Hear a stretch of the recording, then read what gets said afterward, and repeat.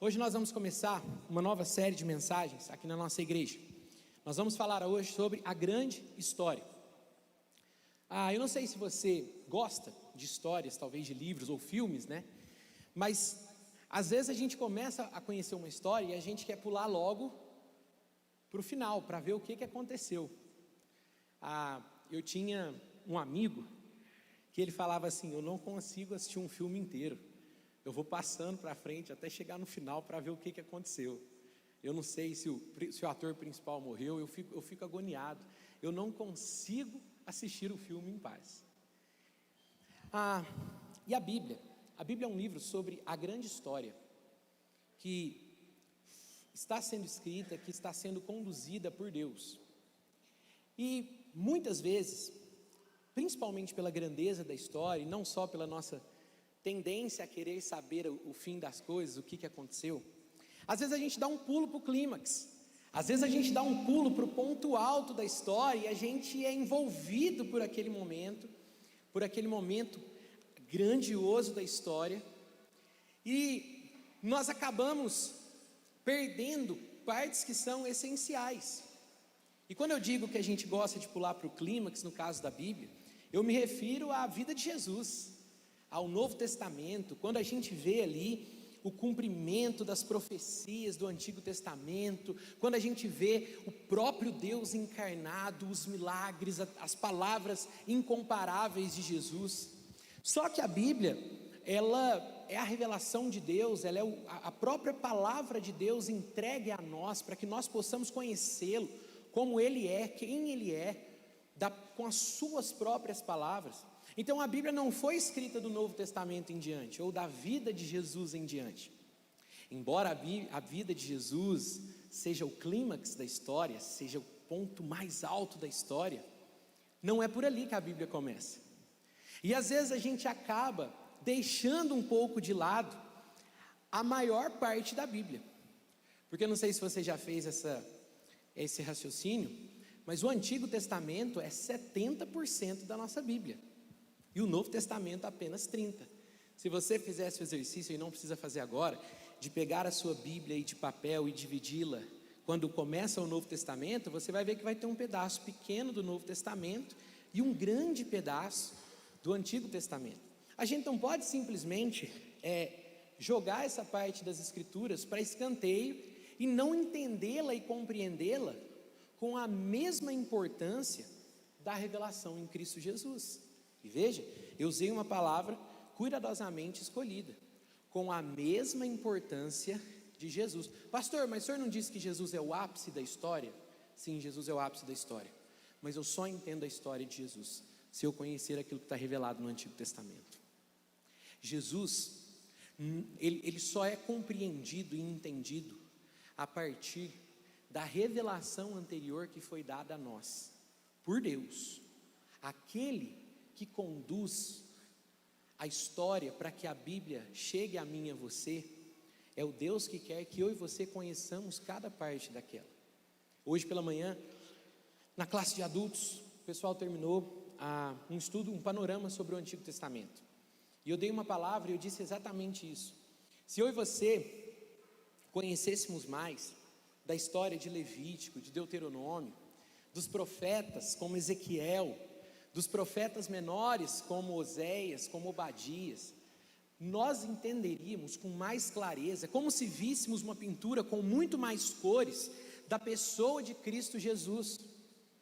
Aquilo que está acontecendo na pessoa de Cristo Jesus, naquele momento que é o clímax da grande história, não são fatos aleatórios, não são coisas que simplesmente surgiram ao longo do caminho, não foram erros de percurso. A história de Jesus, ela está sendo narrada desde o começo da criação. E aí um dos textos mais difíceis de nós entendermos o Novo Testamento, quando a gente chega na carta de 2 Pedro e no texto de Apocalipse com o apóstolo João, ele diz que o Cordeiro de Deus foi morto não na história, mas antes da fundação do mundo. Sabe como que nós entendemos um texto como esse? Quando nós percebemos que a Bíblia ela fala sobre algo muito maior do que a história meramente que nós vivemos nessa vida. Que a Bíblia é uma história sobre um Deus que está fora do tempo e do espaço, que Ele está fora desses limites colocados a nós, e que Ele se é um Deus criador meu e seu, e que quando eu e você não conseguimos entender essa grande história, nós também não conseguimos entender o Deus que a escreveu. A Bíblia é um livro sobre Deus. Toda vez que você vai até a Bíblia para entender um pouco mais, você está fazendo teologia. Ah, mas eu nunca estudei teologia. Você nunca estudou formalmente teologia. Ah, mas eu não sei muito bem o que é essa coisa de teologia. Toda vez que você vai à Bíblia, você está querendo conhecer mais de Deus. Esse anseio por conhecer mais do Deus que se revelou na palavra, isso é fazer teologia. Isso é ir em direção a um conhecimento de Deus. E quando eu vou ao conhecimento de Deus, eu me entendo melhor. Eu compreendo o porquê e algumas respostas que eu só terei com a palavra de Deus sobre a minha vida. Então, o que eu queria é que você entendesse a dimensão do que nós estamos falando aqui. Nós não estamos falando sobre um fragmento da sua vida, um pedaço da sua vida, um amontoado de histórias que fazem parte da sua vida. Nós estamos falando sobre uma história muito maior, da qual a sua vida faz parte. Então essa série de mensagens, ela é para te ajudar a entender qual é o seu lugar nessa grande história. Qual é o seu lugar nessa história que está sendo escrita pelo Senhor, que está sendo revelada, desse Deus que se revela e que mostra para mim e para você quem Ele é e que está nos chamando a um relacionamento com Ele. Essa série é para que eu e você entendamos e vejamos a vida de uma perspectiva totalmente diferente, de uma perspectiva divina e não da perspectiva humana. Mas vamos lá, vamos por partes.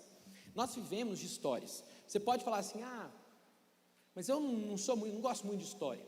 Mas a nossa vida, toda a nossa história aqui, a nossa vivência nesse mundo, ela tem uma narrativa por trás. Narrativa entenda como história também. A narrativa quer dizer algo que me move, que me impulsiona a viver. Você vive porque você tem um sonho, uma ambição, seja profissional, seja familiar, você tem um desejo de formar uma família. Quando você forma uma família, você quer dar uma condição, uma possibilidade melhor para os seus filhos. Essas são as partes da nossa vida que envolvem a nossa história, que fazem parte de quem somos. E essas partes compõem o todo da nossa vida. Desde que o mundo é mundo, desde antes que tivéssemos a escrita formalmente para que os registros humanos fossem escritos, o homem se pergunta sobre qual é o sentido da sua própria vida. Por que nós estamos aqui? O que nós estamos fazendo? Para onde a gente está indo? Por que eu estou aqui? Com qual propósito eu estou aqui? E às vezes, embora às vezes a gente não formule dessa forma na nossa cabeça, algumas coisas elas entram em choque quando a gente está no nosso dia a dia, na nossa vida. A gente quer entender o porquê das coisas. Você às vezes quer entender o porquê que eu estou passando por um momento tão difícil como esse na minha vida. Por que eu nasci numa nação como o Brasil e enfrento os problemas sociais que eu enfrento, os problemas econômicos que eu enfrento? Por que eu nasci num momento da história em que o mundo enfrenta um problema de saúde tão grande, embora a tecnologia tenha aumentado e a gente tenha aprendido a combater mais as doenças, mas as coisas estão piorando? A gente se pergunta o porquê dessas coisas ao nosso redor. Esse é um anseio de entender por que nós estamos aqui e qual é a nossa história, o que nós estamos vivendo nessa vida. O mundo propõe diversas histórias para mim e para você, e cada uma delas, sejam religiões, sejam filosofias, sejam ideologias, elas propõem respostas às perguntas que são as perguntas mais básicas da nossa vida. São elas, as perguntas: quem eu sou? O que há de errado conosco? Por que a humanidade não dá certo? Qual é o propósito da vida? O que eu estou fazendo aqui? Por que eu estou fazendo o que eu estou fazendo? Qual a solução para o nosso problema? Essas são as perguntas que, quando a gente começa a pensar sobre o sentido da nossa vida, são as perguntas que a gente chega. Quem eu sou? O que há de errado conosco? qual o propósito da minha vida e qual é a solução.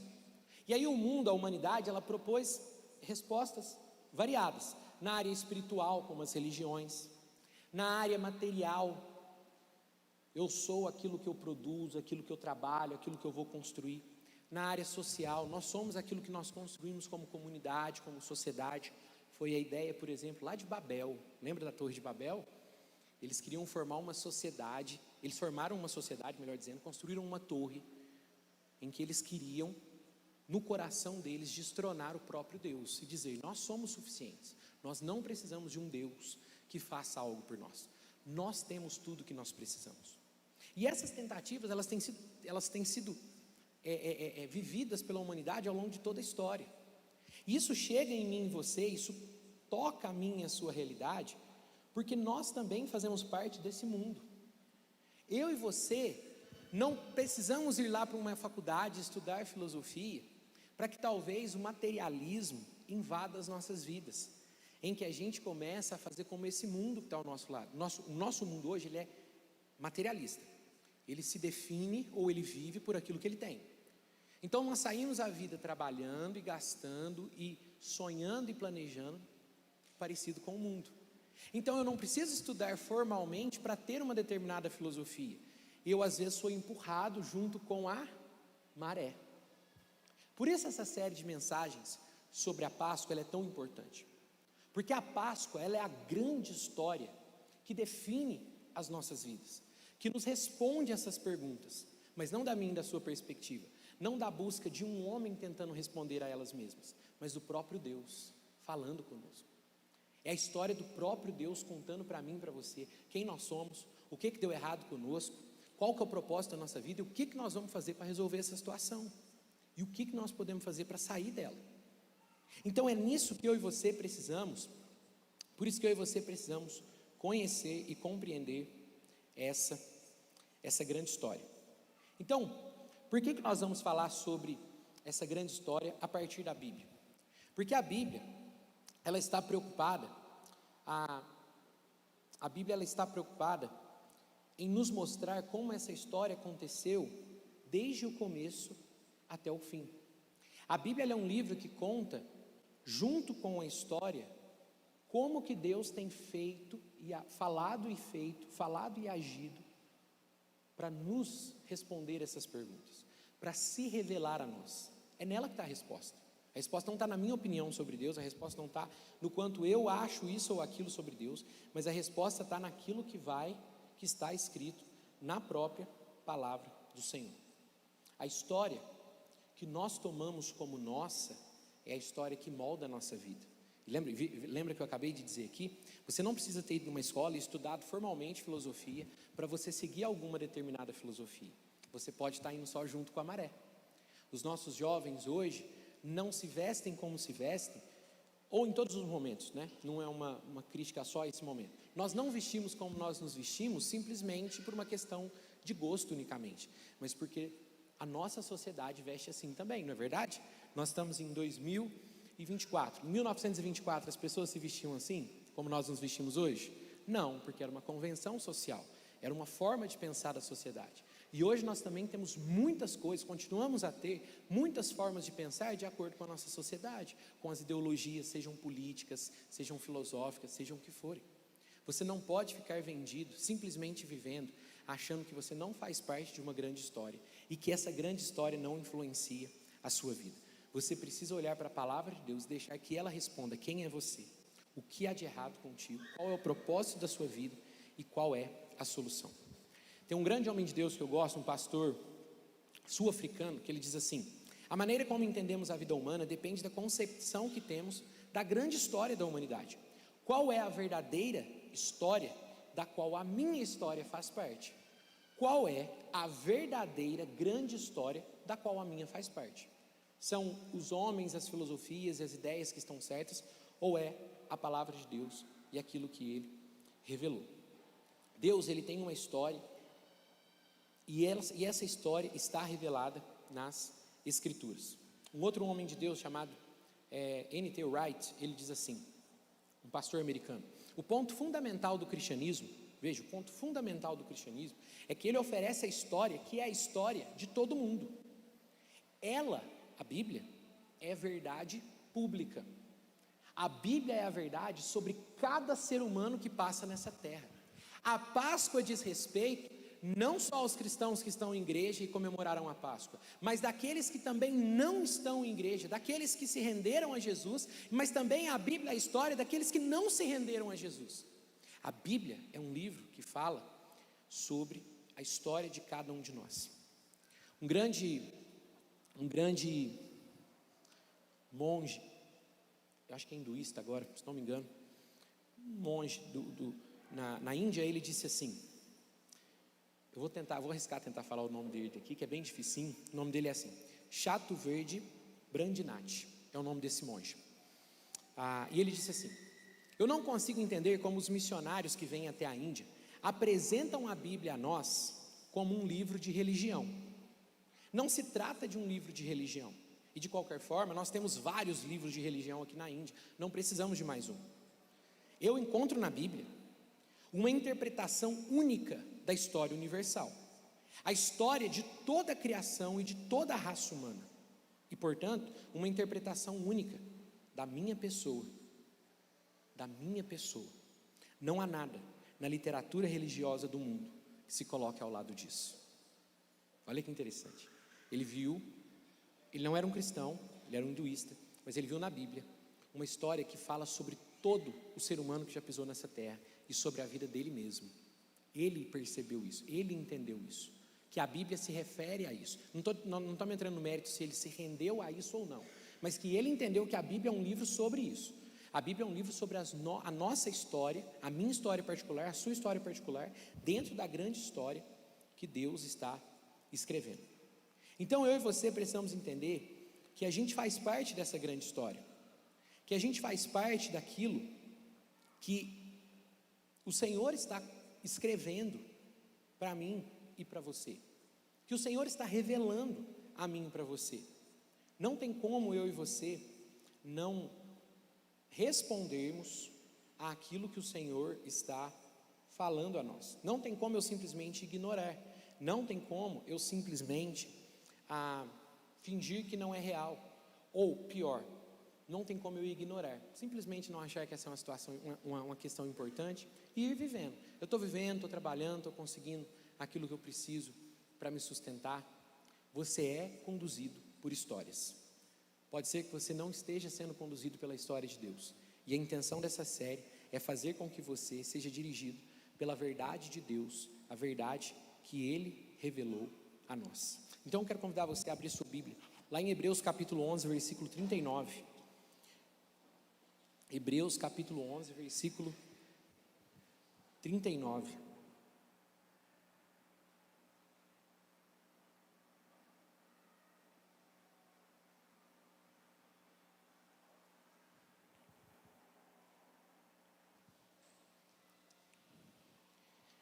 Hebreus 11, 39.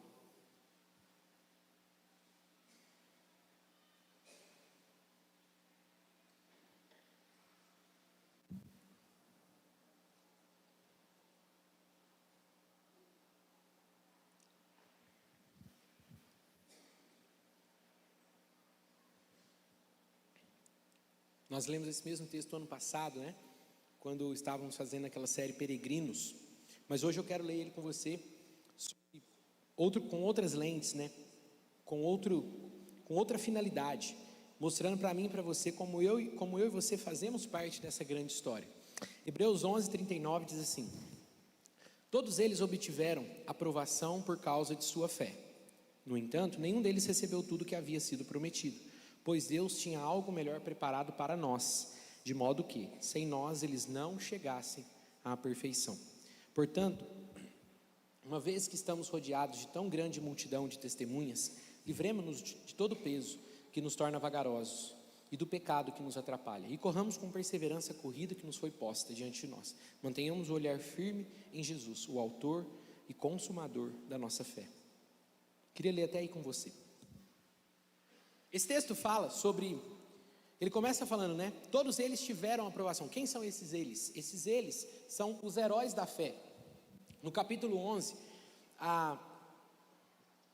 o autor aos Hebreus, ele está falando sobre uma série de pessoas que estão registradas no Antigo Testamento, uma série de histórias de pessoas que viveram e viveram pela fé, viveram compreendendo que faziam parte de algo maior, que a vida deles não era só acordar, trabalhar, conseguir um recurso financeiro, cuidar da família e deixar alguma coisa e depois deixar de existir e simplesmente morrer, pronto, acabou. Não. Esses homens entenderam que eles faziam parte de algo maior, porque o próprio Deus veio até eles. Deus começou a se revelar, Deus começou a conversar com homens, formou uma nação, para que esses homens pudessem conhecer e espalhar sobre a terra o nome desse Deus, que é o Criador de todas as coisas. Só que ele fala uma coisa muito interessante. Ele diz: nenhum deles recebeu tudo que havia sido prometido, pois Deus tinha algo melhor preparado para quem? Para nós. Nós aqui nos refere a mim e a você nesse sentido aqui, direto, porque o autor aos Hebreus está escrevendo para um povo na história, que eles já deixaram essa vida. Mas esse texto também se refere a mim e a você, porque da mesma forma que os leitores da carta aos Hebreus, eu e você fazemos parte desse momento da história que Deus está mostrando para mim e para você. Sabe o que é esse algo maior preparado para nós, que o autor se refere? Ver as promessas cumpridas na pessoa de Jesus. Sabe por que a carta aos Hebreus foi escrita? Muitas pessoas haviam deixado a sua vida a Jesus, judeus, e começou uma grande perseguição. Lá no livro de Atos nós vemos até a primeira delas, uma grande perseguição que gerou uma dispersão. Os judeus cristãos foram espalhados por várias partes, na Ásia Menor, na África. Os cristãos foram espalhados por conta dessa perseguição. E como o Império Romano era muito vasto, mesmo que eles tivessem saído de Jerusalém, eles continuavam sendo perseguidos. E a perseguição naquele tempo era uma perseguição de vida. Eles eram perseguidos, eles não tinham como trabalhar muitas vezes, tinham dificuldade de conseguir recursos para sustentar suas famílias, eles tinham a sua vida ameaçada.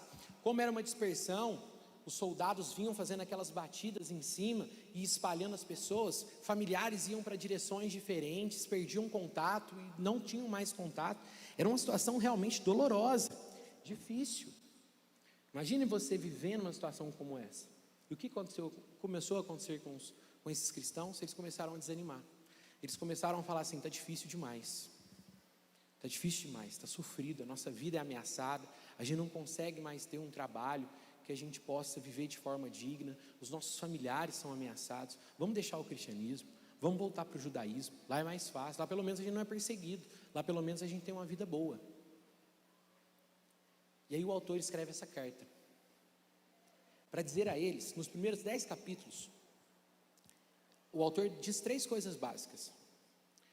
Como ele está escrevendo para judeus, ele escreve: não há nenhum profeta como Jesus, não há ninguém que diga ou que nos mostre a vontade de Deus como Jesus, profeta. Não há ninguém que seja sacerdote como Jesus, ninguém que pode expiar os nossos pecados, perdoar os nossos pecados como Jesus. E por último, ninguém que é rei como Jesus. Profeta, sacerdote e rei, as 3 funções de Cristo. Ninguém é como ele. Então o autor aos Hebreus coloca a grandeza de Cristo e diz: mesmo que os sofrimentos de vocês estejam grandes, ele também estava sendo perseguido, não abandonem Jesus. Nada nessa vida vale mais que Jesus. Jesus é aquele pelo qual vale a gente passar qualquer coisa.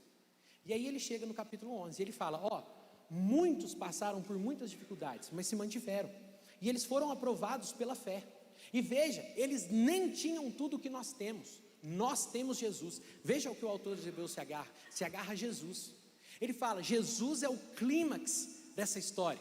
Muitos passaram sofrimento antes, olhando para uma coisa que ainda não tinha chegado, mas eles se mantiveram firmes.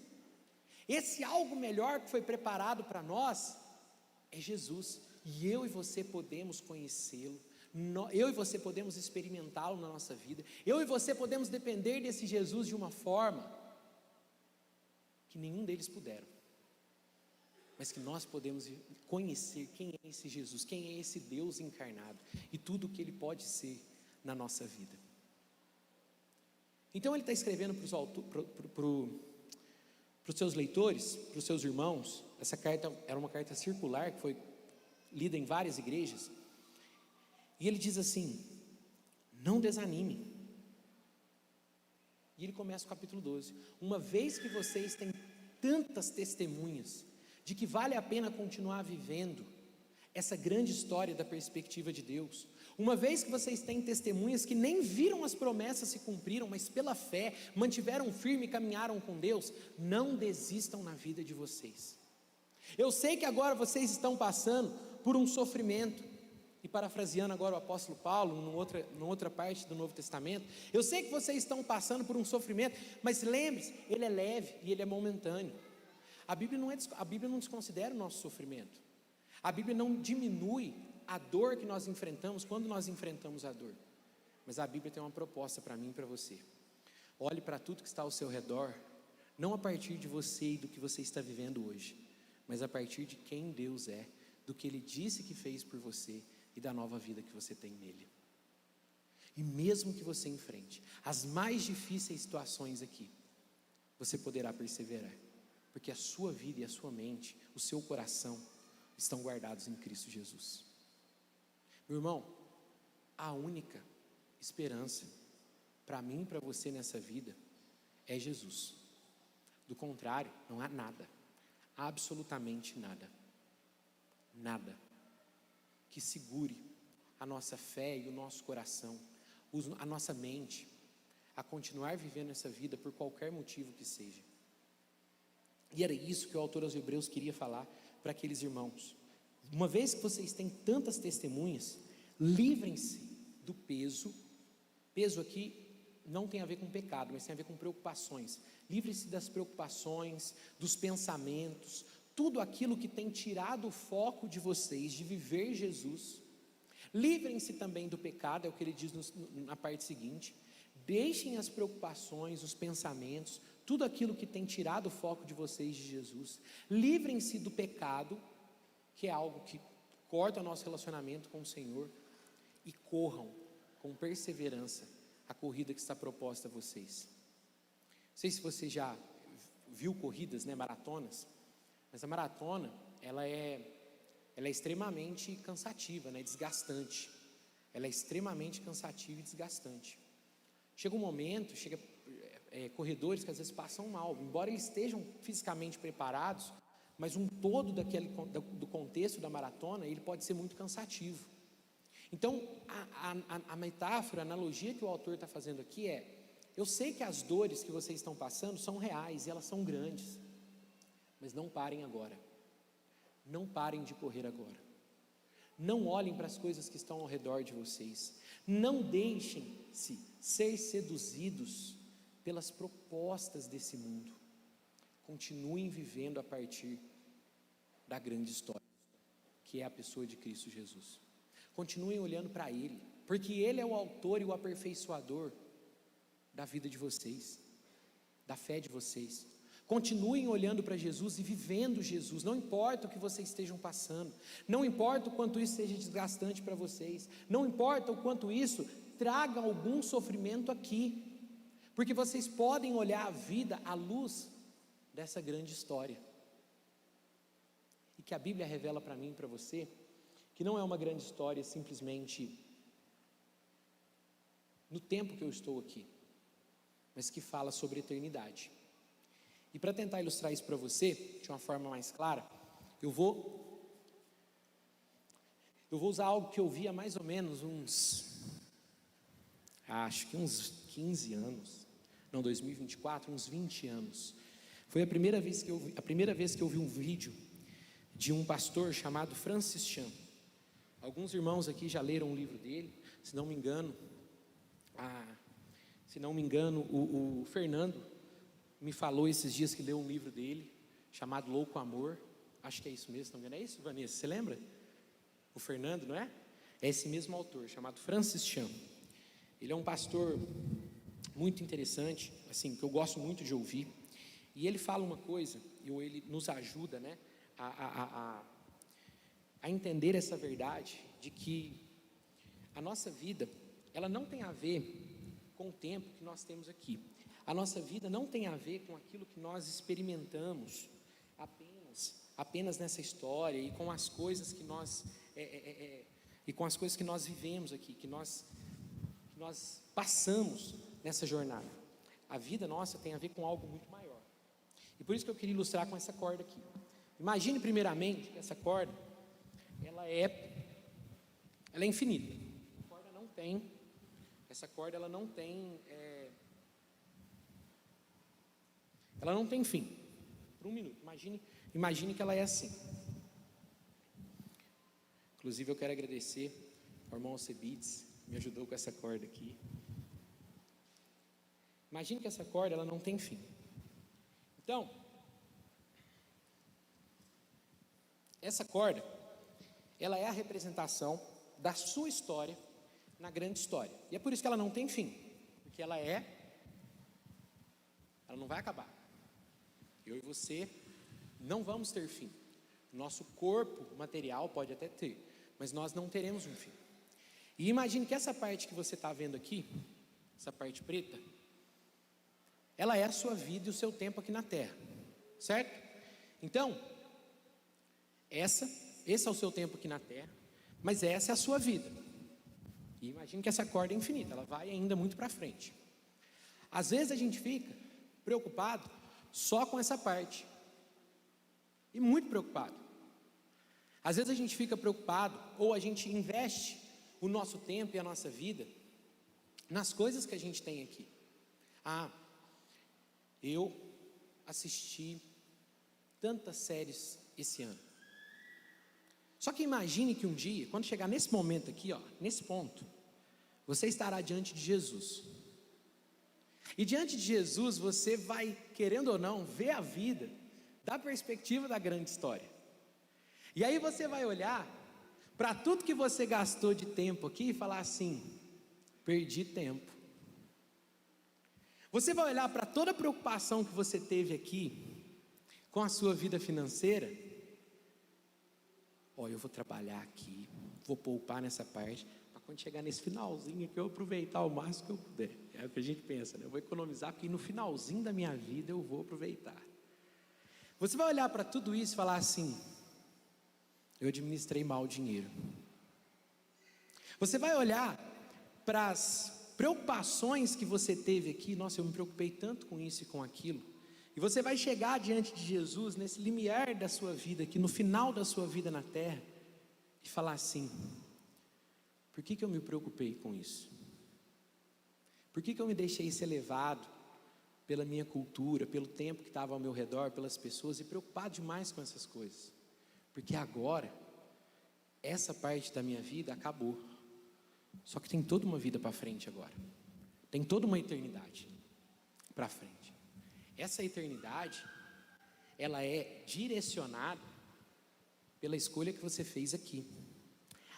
Aqui no limiar, diante de Jesus, não tem mais escolha. Não tem mais jeito de você: nossa, Senhor, o Senhor estava certo. Deixa eu mudar de opinião. Tem uma repescagem no céu, tem alguma coisa. Deixa eu mudar de opinião agora. Tudo isso aqui será de acordo com as escolhas e a vida que você viveu aqui. E veja, não tem a ver, quando eu digo escolhas, principalmente no plural, não tem a ver com você ser bonzinho ou mal, e chegar lá na frente, Jesus vai decidir se você vai ou não entrar para o céu. Mas tem a ver com se nesse período você conheceu a grande história por meio de Jesus, se rendeu a Ele e viveu Jesus. Porque veja, falarmos que conhecemos Jesus na história, muitas pessoas falarão. Muitas pessoas de dentro de igreja falarão sobre Jesus. Mas a nossa vida, como vivemos, se pela fé como os nossos homens, como os homens que vieram antes de nós, ou se vivemos de acordo com o que nós queríamos, governando a nossa própria vida, é que vai dizer a escolha que fizemos nessa vida em relação à grande história. Se você está muito preocupado com as suas viagens, com coisas que você vai experimentar, se você está muito preocupado com a sua formação, que você vai conseguir, não é que você não tem que se preocupar com isso. A minha pergunta é: o que tem definido e direcionado a sua vida? Pelo que você tem vivido? Pense, tudo isso aqui é a sua vida. Você está considerando ela na forma como você vive hoje? Era isso que o autor aos Hebreus queriam que seus leitores considerassem. Não tomem a decisão de abandonar Cristo por conta do que vocês estão passando aqui. Tem uma eternidade pela frente, tem muito mais pela frente, e vocês estão considerando só o que vocês têm aqui, entende? Então, a grande história que nós vamos começar a falar na semana que vem, sobre a criação de Deus, a queda no pecado e a redenção em Cristo Jesus, ela fala sobre a minha e a sua história, essa pequena história que nós temos aqui, esse pequeno fragmento da nossa história, dentro daquele que é o Senhor da história de Cristo Jesus. E a minha preocupação e o meu convite para você é que você consiga olhar para a sua vida e avaliar a sua vida, o que tem te movido e o que tem te direcionado. Se você tem vivido muito preocupado com isso aqui, ou se você tem vivido a sua vida considerando todo que vem pela frente. É interessante que Paulo diz assim, na carta aos Coríntios, que quando a gente vive considerando a eternidade, esse mundo nos chama de loucos. Só que pense, se a nossa vida é tudo isso aqui, quem é louco? Aquele que vive pensando que é só isso aqui, ou aquele que vive considerando todo o resto? Por isso que Paulo diz que a loucura de Deus é mais sábia, é mais do que a sabedoria dos homens. Aquilo que para o mundo parece uma loucura, que é viver a vida a partir dessa grande história, é na verdade a grande história, é na verdade aquilo onde eu e você nos encaixamos. E eu queria nesse momento que você fizesse essa primeira reflexão. Nós estamos na primeira mensagem da nossa série. Ao longo desses dias eu vou falar com você sobre como a gente pode entender essa grande história de forma mais precisa, como a gente pode ler a Bíblia e entender ela como essa grande história onde a nossa faz parte. Mas eu queria que hoje você pensasse como você tem vivido a vida, a partir de qual perspectiva, o que tem direcionado e motivado você, no que você tem gastado mais tempo, no que você tem gastado mais energias, sejam mentais, sejam físicas, no que você tem gastado mais recursos financeiros, no que você tem gastado, no que você tem direcionado a sua vida, porque isso vai mostrar o que é importante para você. Jesus disse: onde está o teu tesouro, aí também está o teu coração. Faça essa pergunta para você mesmo: pelo que eu tenho vivido, o que tem direcionado a minha vida, o que tem feito na minha vida, o que tem sido na minha vida realmente determinante. Isso é crucial para você, porque, como eu disse, a grande história não faz parte só daqueles que se renderam a Jesus. A Bíblia não fala só sobre crente, a Bíblia fala sobre aqueles que rejeitaram também.